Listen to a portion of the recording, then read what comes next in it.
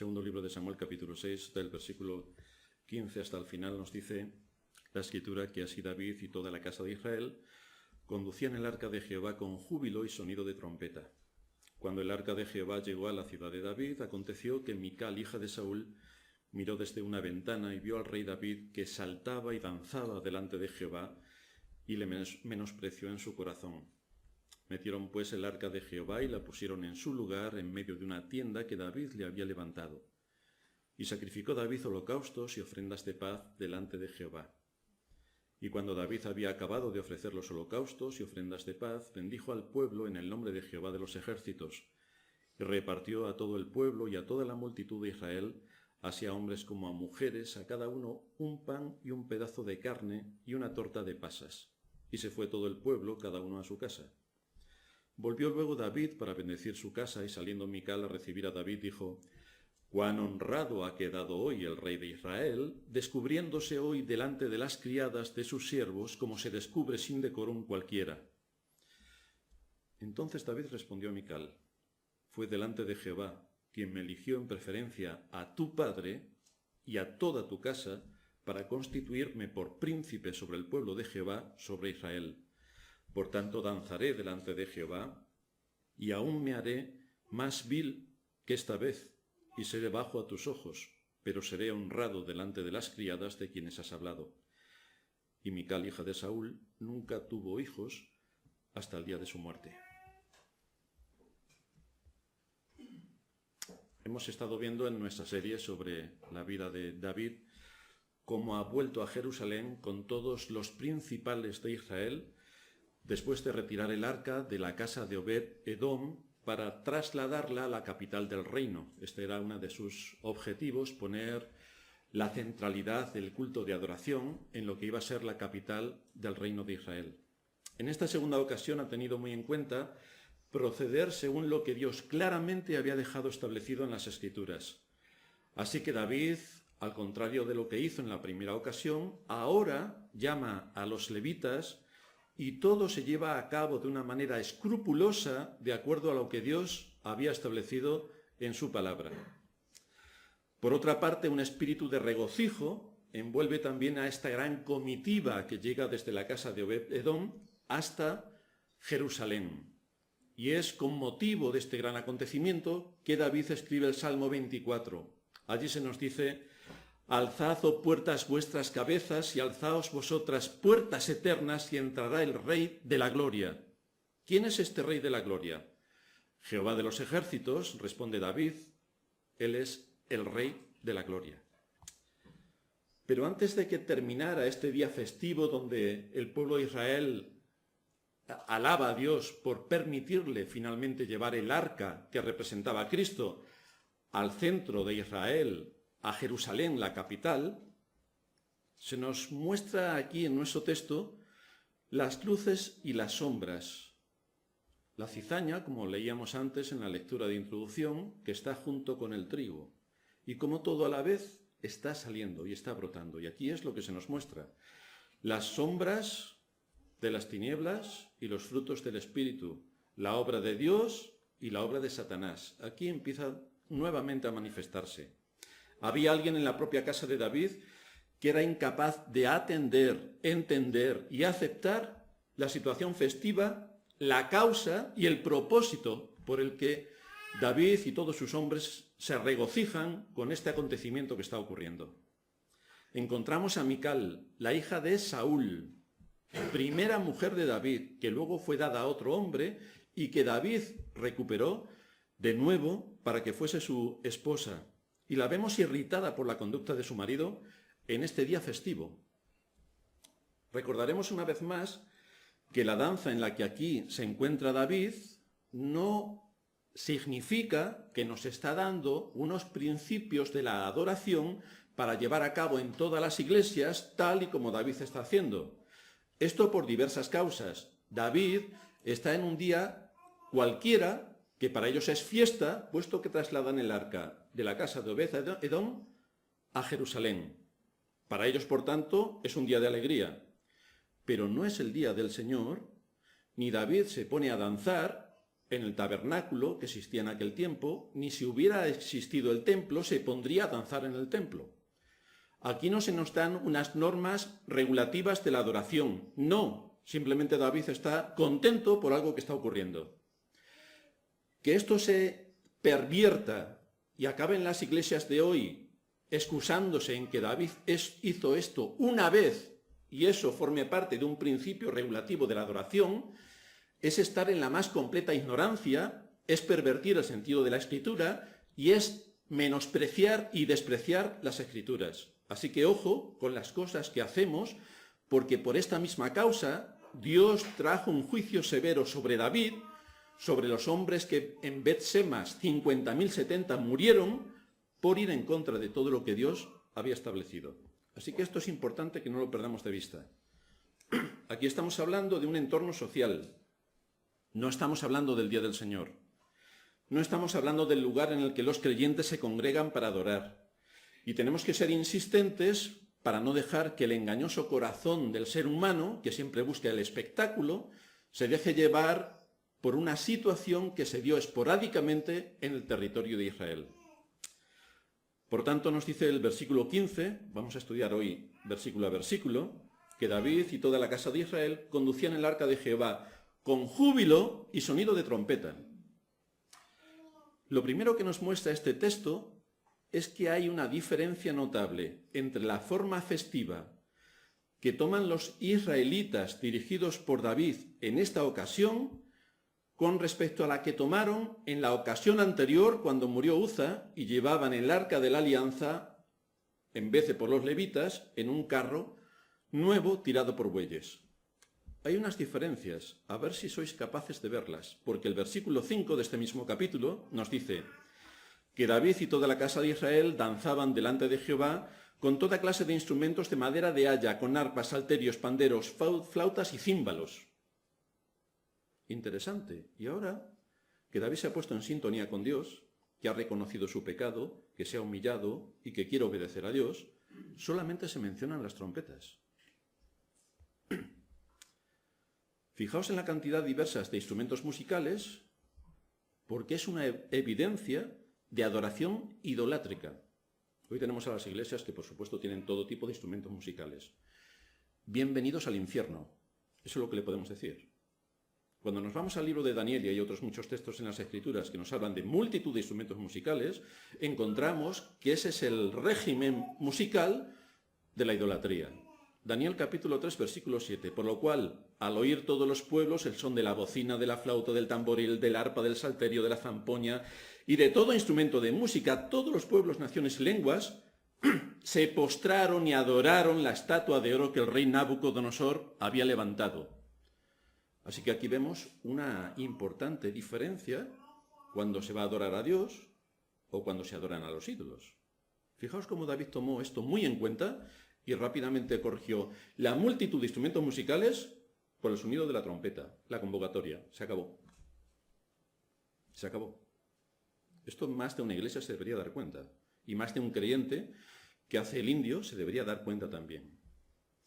Como veremos después, el odio secreto hacia David fue manifestado con ocasión de lo que aquí está ocurriendo, en esta oposición abierta por parte de su mujer a lo que él estaba haciendo.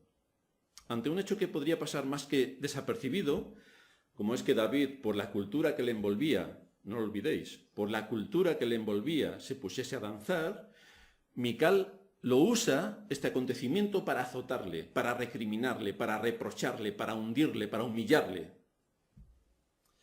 Pero tenemos que tener en cuenta los aspectos culturales. Hay cosas que nosotros hacemos en nuestra cultura lícitamente, pero que no sería nada lícito en la cultura de cuando se escribe este libro. Por ejemplo, aquí casi todos los hombres no tienen barba. Esto en el Israel del tiempo de David era una humillación terrible. De hecho, veremos más adelante, estudiando la vida de David, cómo una de las humillaciones que infligieron sus enemigos a los hombres de David es que les raparon la barba. Y ellos se tuvieron que esconder hasta que les creció la barba y entonces pudieron volver con sus familias. Por lo tanto, ojo con los temas culturales, porque no podemos pensar con nuestra mente de hoy y aplicarla a la de aquel tiempo, ni pasarlo a la inversa en temas culturales. No estamos hablando de principios bíblicos, ni por supuesto de la ley moral. Estamos hablando de aspectos culturales. Por ejemplo, en aquel tiempo a nadie se le ocurriría llevar un tatuaje. Hoy es la moda. Vemos incluso a muchos cristianos que también se tatúan. Hoy es la moda. En aquel tiempo era una señal de que eras esclavo. Por lo tanto, había un gran valor si eras una persona libre. A nadie libre se le ocurriría ponerse un tatuaje, pero hoy sí. Tampoco se pondrían en aquel tiempo un piercing, pero hoy sí, porque es la moda. Pero tú, si te pones en aquella época un piercing, eres esclavo de esclavos, o sea, eras la clase más baja y rastrera que te puedes imaginar. Así que tenemos que tener en cuenta algunos aspectos para saber discernir por qué David estaba danzando. Si hoy, claro, vemos al pastor danzar, diríamos, este está mal de la cabeza, a no ser que estemos en un completo desorden donde todos danzan. Entonces, evidentemente, todos están mal de la cabeza. Pero esto no es algo que se puede trasladar a nuestra época, porque por cultura esto no se puede hacer, salvo que quieras quedar en evidencia. Entonces sí. Versículo 16, cuando el arca de Jehová llegó a la ciudad de David, Jerusalén, la capital del reino, aconteció que Mical, hija de Saúl, miró desde una ventana y vio al rey David que saltaba y danzaba delante de Jehová y le menospreció en su corazón. Esto nos muestra algunas cosas interesantes. Primero, que esta mujer es hija de su padre. Saúl era un impío y por lo tanto, evidentemente, si en tu casa reina la impiedad, lo más natural es que tus hijos también sean impíos. Y esto es lo que encontramos con Mical.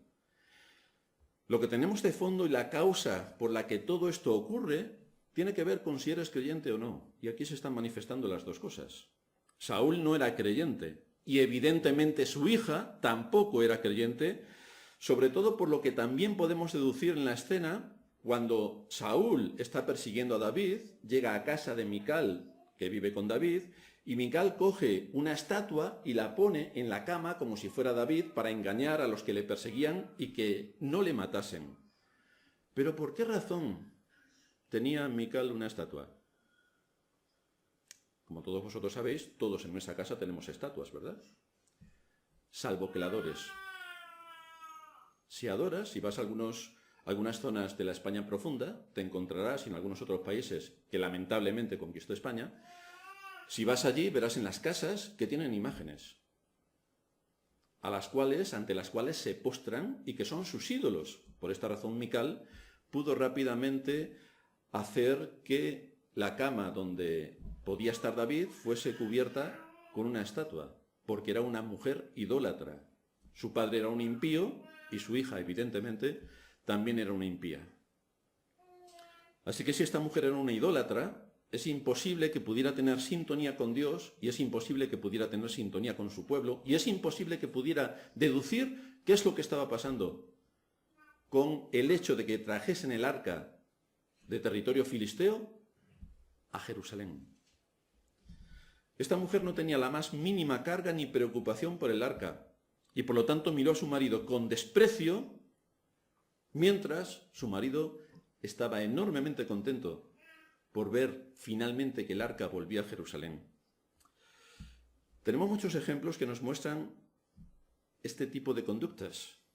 Cuando el Señor estaba ocupado en ministrar a una multitud necesitada, tanto que Él y sus discípulos, nos dice la Escritura, no podían ni comer, se nos dice en Marcos 3:21. Cuando lo oyeron los suyos, que el Señor estaba ministrando y que no tenía tiempo ni de comer, cuando lo oyeron los suyos, vinieron para prenderle porque decían, está fuera de sí. Es decir, el Señor está cumpliendo su ministerio y los suyos piensan, está loco. Y vienen a sacarlo del lugar donde estaban. Cuando en Pentecostés los discípulos comenzaron a hablar en otras lenguas, es decir, de todos los que allí se congregaban en Jerusalén, árabes, cretenses, de más allá del Ponto, de Capadocia, de Asia, de Bitinia, y se pusieron a hablar en sus propias lenguas, es decir, en otros idiomas extranjeros, de manera que comunicaban las maravillas de Dios, la gente que por allí estaba, ¿qué pensaron? Estos están borrachos. Pero no estaban borrachos. Estaban hablando en las propias lenguas nacionales de toda aquella gente las maravillas de Dios. Cuando Pablo razonó con bastante rigor ante Festo, le dijo Festo: Pablo, las muchas letras te vuelven loco. A lo que Pablo respondió: no estoy loco, excelentísimo Festo, sino que hablo palabras de verdad y de cordura.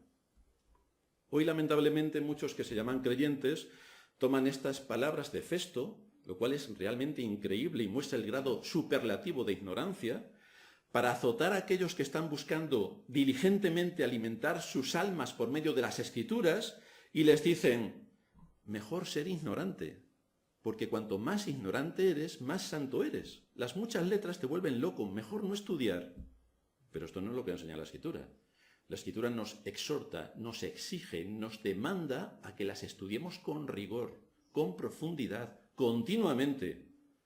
Mi delicia es tu ley de día y de noche, continuamente. Pero aquí encontramos a los que pervierten el Evangelio, que nuevamente llevan a alejar a las almas de la fuente de la vida que está en Cristo y en su palabra. Fijaos que el mundo va a tolerar la religión mientras no se moleste su forma de vida. ¿Tú eres creyente? No hay problema. Ahora, que si tú dices y defiendes los distintivos cristianos, no vamos a hablar de la adoración porque hemos hablado en 1000 ocasiones y todo el mundo, si nos ha escuchado, sabe qué pensamos sobre la adoración según lo que enseña la Biblia. Pero si tú dices, el aborto está mal, ya tienes un problema por el mundo en el que te rodeas. Si dices, el divorcio está mal, tienes un problema. Si dices, la idolatría está mal, tienes otro problema. Si dices, no disciplinar a los niños está mal, tienes otro problema. Si no dices nada, el mundo te aprueba. Pero en cuanto empieces a manifestar los distintivos cristianos, el mundo empieza a acusarte absolutamente de todo. Entre otras cosas, de que eres un cavernícola y un atrasado. Entre otras cosas. Sin embargo, la palabra de Dios insiste en que Él debe tener el primer lugar en nuestros sentimientos, en nuestros pensamientos y en nuestra vida. ¿En qué cosas hacemos? Está involucrada la mente, el corazón y la voluntad. Aquel que profesa ser cristiano, que asiste a la iglesia el domingo, mientras que el resto de la semana ni se acuerda de que es cristiano, tiene un gravísimo problema.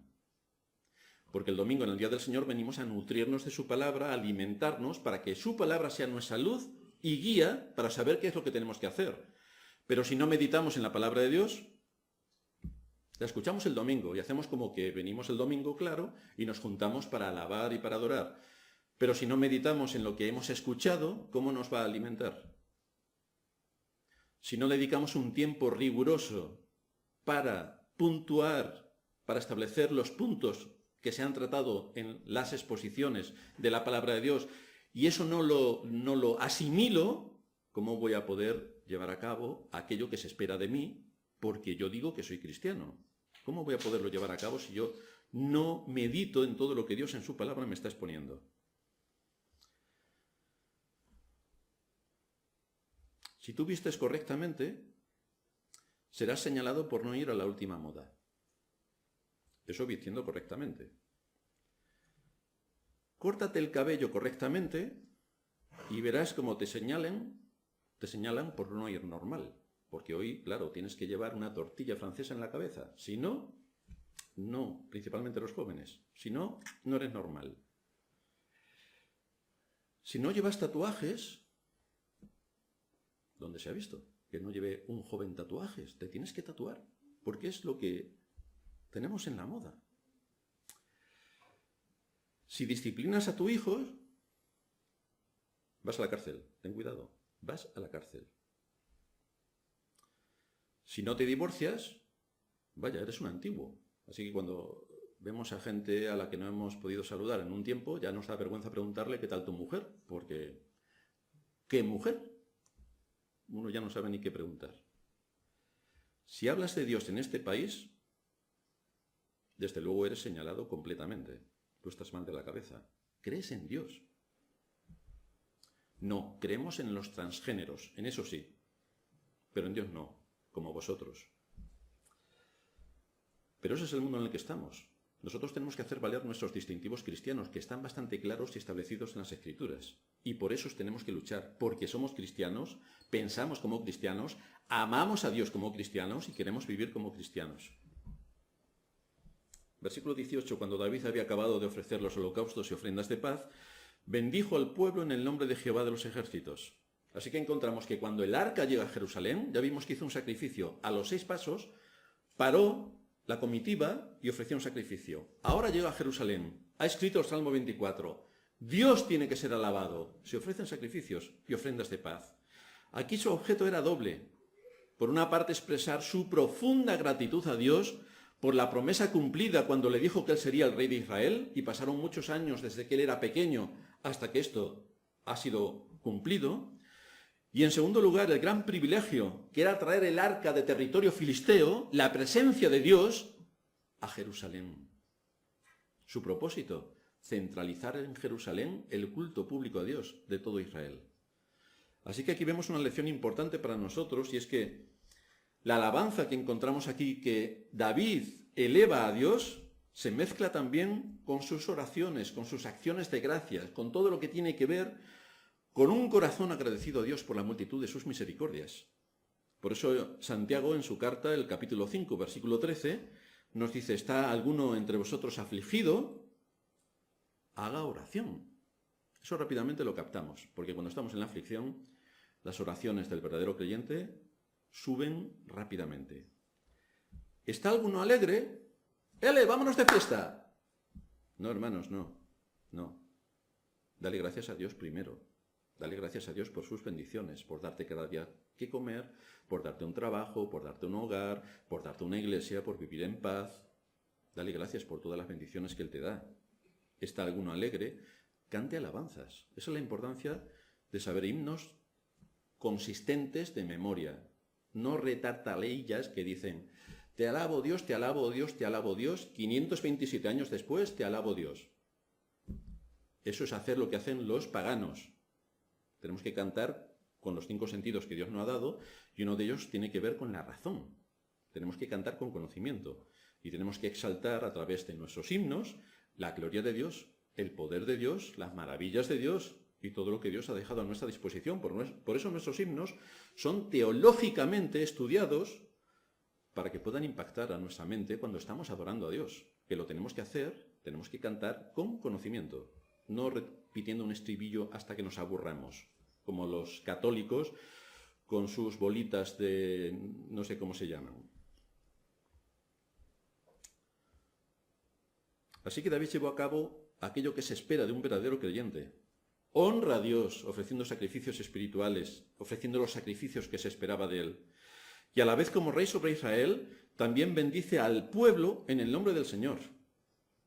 Esta era una costumbre que estaba implantada en el territorio de Israel por aquellos que realmente tenían la autoridad. La primera vez que encontramos una expresión semejante la vemos en Génesis 14:18. Allí vemos a Melquisedec con Abraham. Nos dice el texto que entonces Melquisedec, rey de Salem y sacerdote del Dios Altísimo, sacó pan y vino y le bendijo a Abraham diciendo: bendito sea Abraham del Dios Altísimo, creador de los cielos y de la tierra, y bendito sea el Dios Altísimo que entregó tus enemigos en tu mano.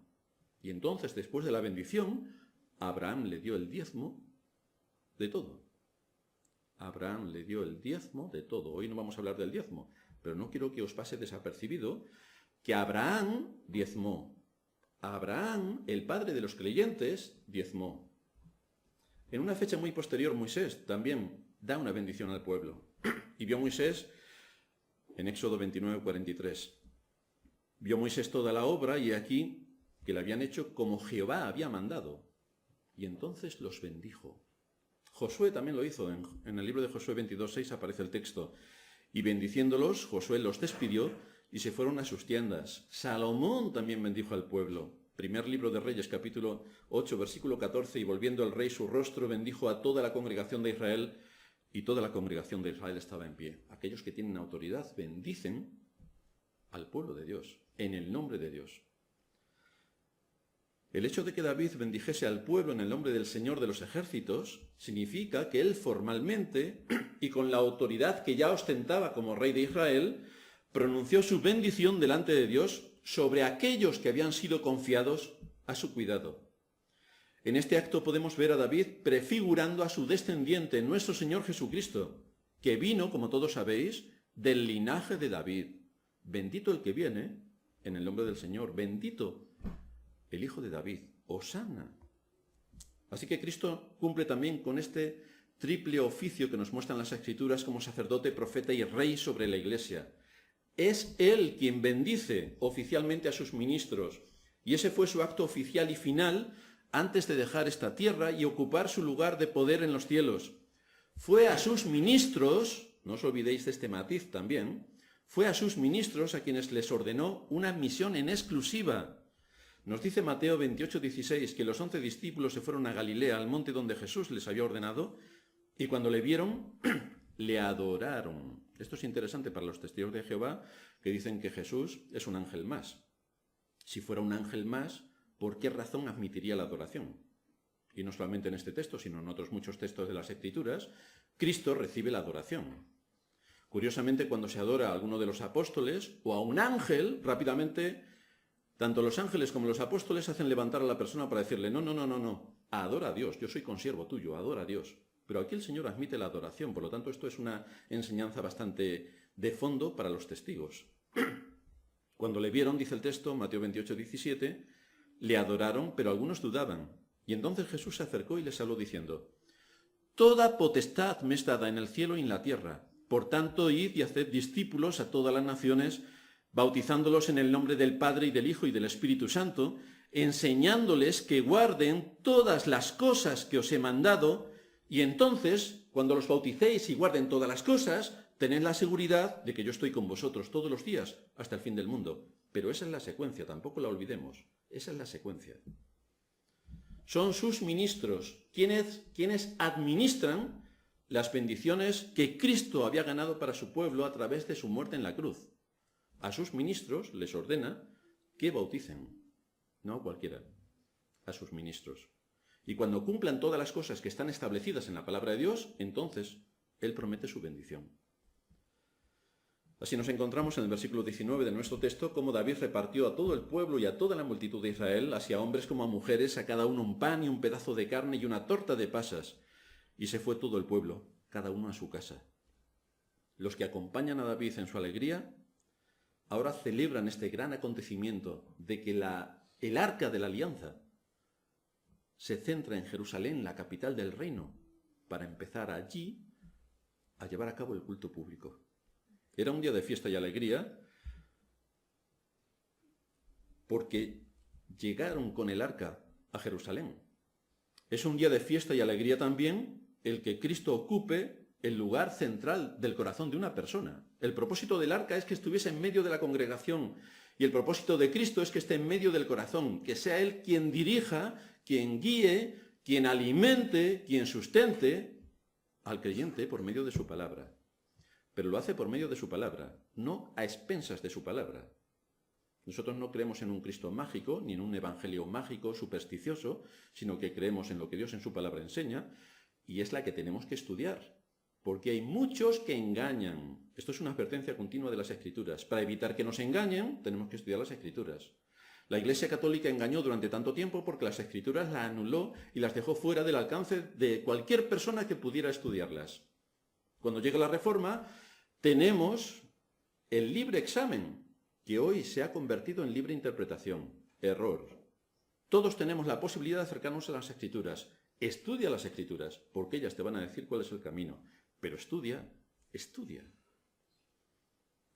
Versículo 20. Volvió luego David para bendecir su casa, y saliendo Mical a recibir a David, dijo, «Cuán honrado ha quedado hoy el rey de Israel, descubriéndose hoy delante de las criadas de sus siervos, como se descubre sin decoro un cualquiera». Unas palabras de reproche impresionantes.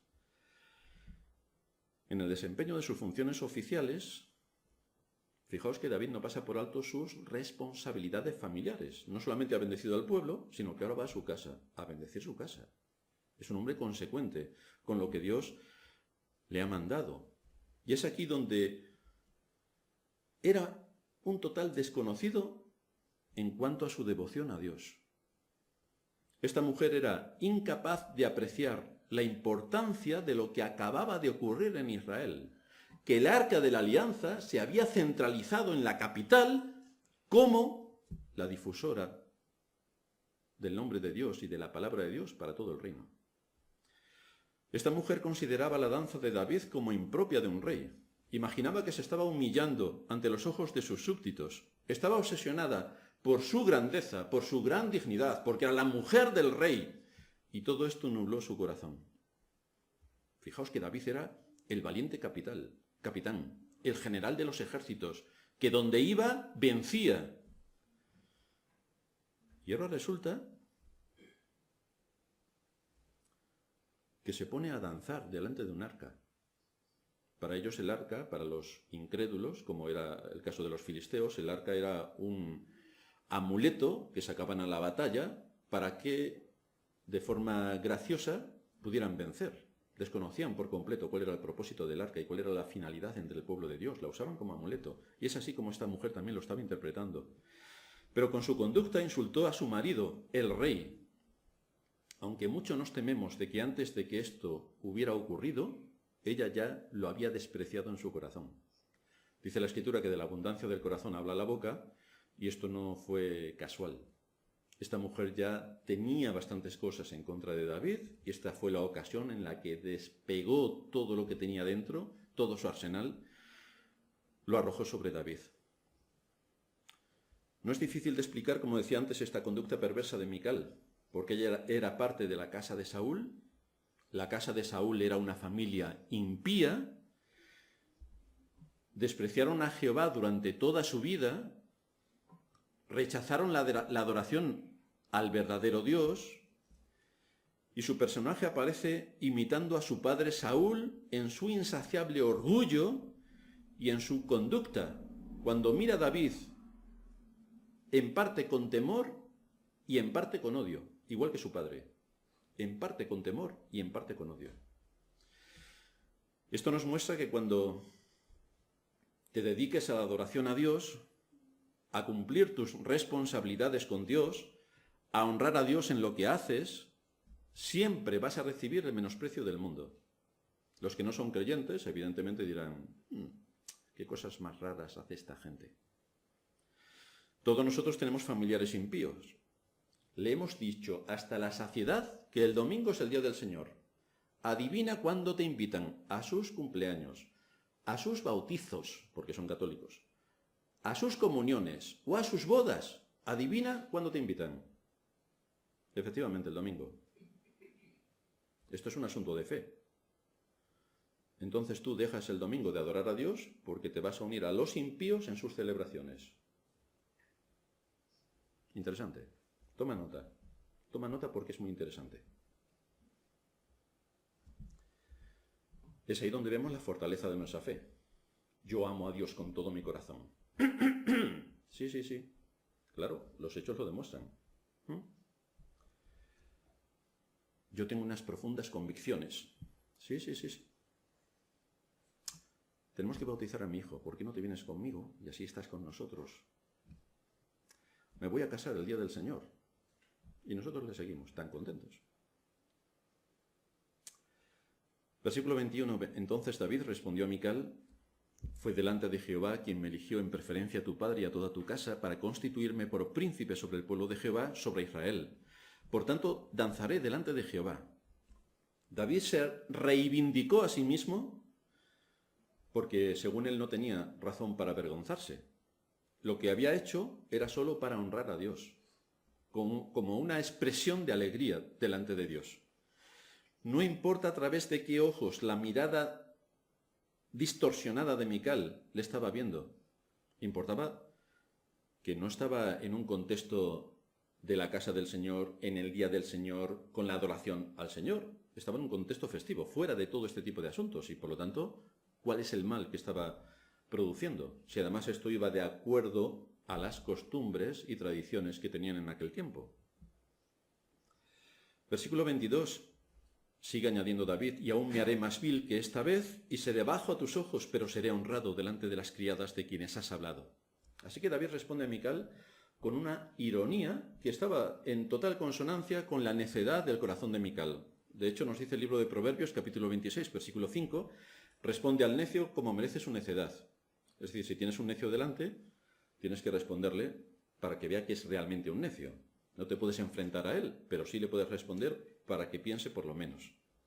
La fuerza de sus palabras es más o menos. Si por haber dejado de lado las túnicas reales y vestirme con lino puro, que es así como se vistió, y danzar delante del arca de la gloria de Dios, soy considerado por ti como alguien mediocre, entonces que sepas que yo soy polvo y ceniza delante de Dios, que lo sepas. Esto es lo que yo soy delante de Dios. No soy mediocre, soy lo más bajo y ruin delante de Dios, que es ante quien me estoy postrando. Esto es lo que quería transmitir David.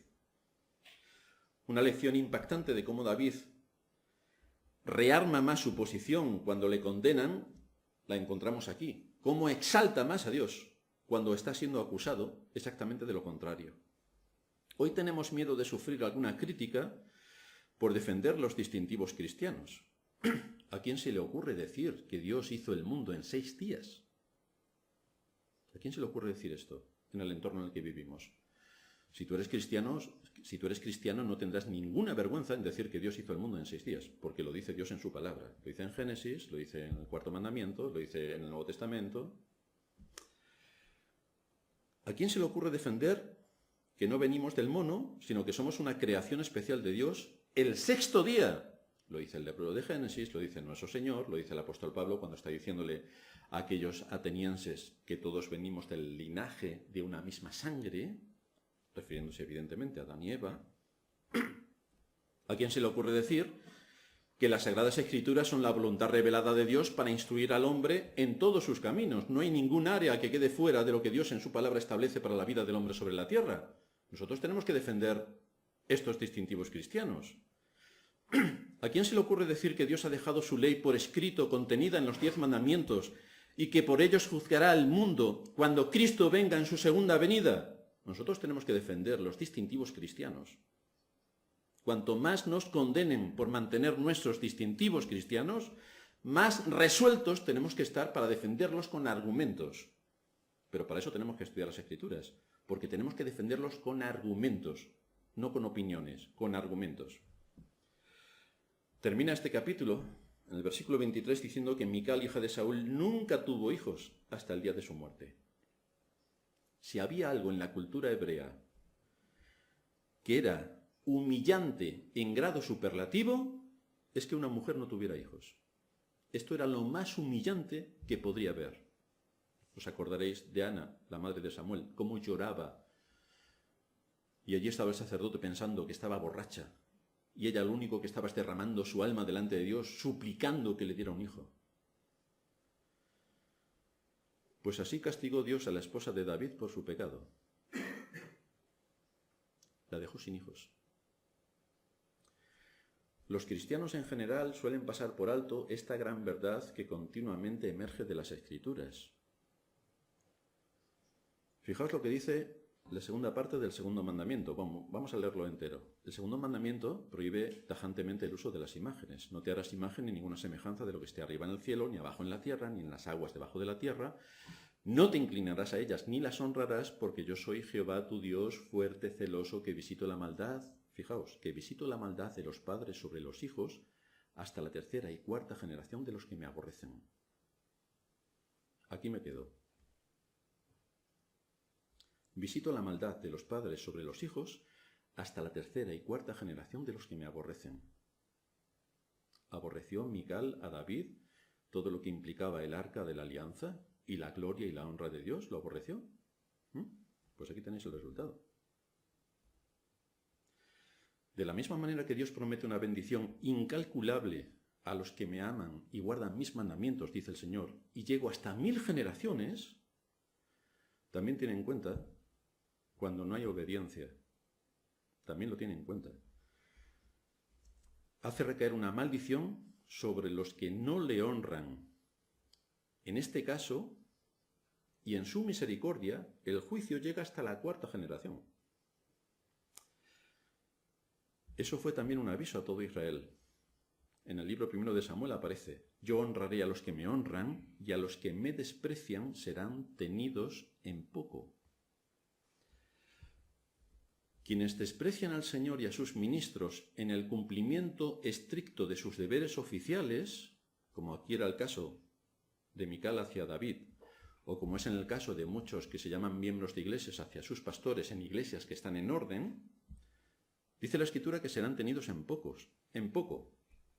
De la misma manera que aquellos que le honran, él también les honrará. Un ejemplo muy solemne de esto se encuentra aquí cuando Mical se burla de David. Mical insulta y desprecia a David. Las consecuencias fueron contrastables. Esto nos enseña a tener mucho cuidado con la manera en la que atentamos o despreciamos a nuestros pastores, porque esta mujer tuvo esterilidad física. Pero hay muchos en la iglesia que no lo saben, que tienen esterilidad espiritual.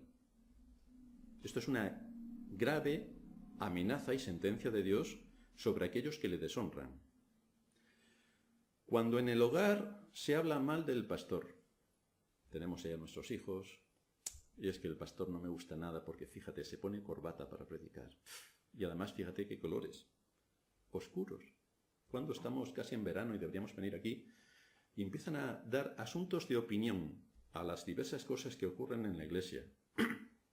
Cuando se critica al pastor, cuando se critica a otros hombres que están exponiendo la palabra de Dios con toda autoridad y están dirigiéndonos a la hora de exponer, cuando se critica al pastor o a los hombres que ministran la palabra, se pone en duda su trabajo, se pone en duda su intencionalidad, solo de acuerdo a la opinión y no con un fundamento bíblico, con eso se consiguen dos cosas. La primera, sin ninguna duda, no te quepa ninguna duda de que va a recaer sobre ti la esterilidad espiritual. No te quepa ninguna duda. Cuando tú no vienes para escuchar la voz de Dios, sino para cuestionar al pastor, porque tienes cosas en tu corazón contra él, porque te ha corregido o disciplinado y entonces todavía tu odio es mayor hacia el pastor, porque te ha hecho alguna observación que te ha incomodado y por lo tanto no te gusta nada que hieran tu orgullo, entonces la palabra de Dios no afecta a tu corazón ni a tu conciencia. Y lo que estamos predicando se va tal cual ha venido. Palabras en el aire, correr tras el viento, que diría Salomón. Todo será orientado, todo lo que escuchas será orientado en contra del pastor.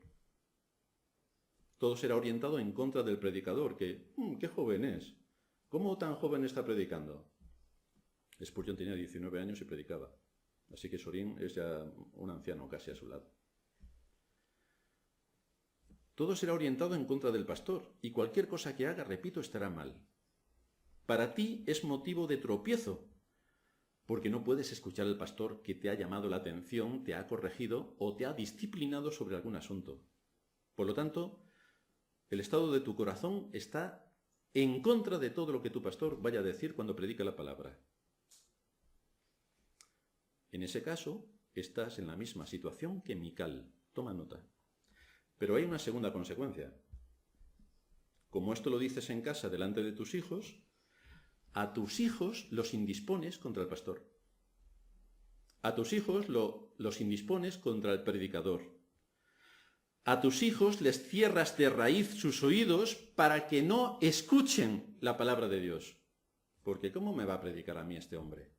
Bienvenido, hermano, al mundo, porque Dios utiliza a hombres para la extensión de su reino. No vienen ángeles a predicarnos, no, de verdad, te lo digo de verdad, son hombres, con sus pecados también. Pero mira si son íntegros en todo lo que hacen. Si tienes alguna acusación con argumentos bíblicos, ve y díselo. Ahora, si tú tienes temas de opinión, te los guardas. A no ser que estés en un contexto total de confianza, donde puedas decírselo. Pero si tienes solamente un asunto de opinión, fijaos lo que estamos aquí. Multiplicar vuestras opiniones por 2, porque sabéis que dependiendo de cómo estemos, sobre un mismo asunto tenemos 2 opiniones distintas. Así que si estamos aquí 50 personas con 100 opiniones, ¿a quién le hace caso el pastor para que tú estés a gusto? Pues nos dejaremos guiar por lo que el pastor considere que tiene que hacer, ya que él es la autoridad que tiene que dirigir al rebaño y por quien va a dar cuentas delante de Dios. Tú no vas a dar cuentas, pero el pastor sí. Así que con esto has predispuesto a tus hijos para que no escuchen la palabra de Dios. Cuando se sienten, no querrán admitir nada de lo que se les está diciendo como necesario para su vida, ni van a atender el medio de gracia excepcional que Dios usa para la salvación de pecadores, que es la predicación de su palabra. No querrán oír al pastor ni al predicador, no lo querrán oír. Por eso dice la Escritura, visito la maldad de los padres sobre los hijos hasta la tercera y cuarta generación de los que me aborrecen. No olvides que los ministros están puestos por Dios. Si tú estás en contra del ministro solamente por asuntos de opinión, no te quepa ninguna duda que Dios te va a juzgar. No te quepa ninguna duda. De manera que quien actúa con ese espíritu ha logrado ser estéril y ha traído sobre su hogar la maldición de Dios hasta muchas generaciones después. Por supuesto que seguirá diciendo la tal persona que es cristiana. Esto después de ser ingrata para su iglesia, de ser desleal para su iglesia, de ser una traidora para su iglesia, se irá a otra iglesia y seguirá creyendo que es cristiana. Quizá lo sea por la misericordia y la gracia de Dios, pero puede tener la absoluta seguridad de que toda la bendición que podría recibir de Dios le ha sido quitada. Y puede tener más que claro que sus hijos difícilmente serán creyentes, porque ha inoculado veneno en el corazón de sus hijos para que la palabra de Dios que le va a llegar la desprecien por completo. Porque si un pastor en orden está mal, imaginaos lo que están bailando. No os quiero ni contar. Este es el juicio de Dios cuando se atenta contra los pastores legítimamente instituidos y que cumplen con rigor su oficio. El pecado te alcanza.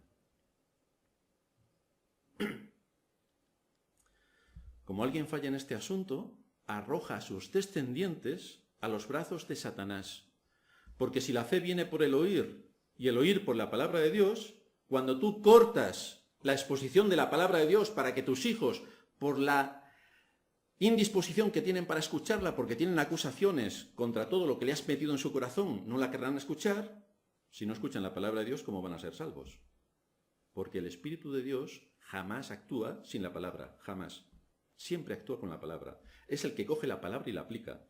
Pero si no reciben la palabra, el Espíritu de Dios no va a aplicar ninguna palabra y tus hijos van directamente a la condenación. Así que cuidado con la esterilidad espiritual, no solamente a la que tú puedes llegar, sino a la que puedes arrojar a toda tu familia. Este es el caso de Mical. Este es el caso de Mical.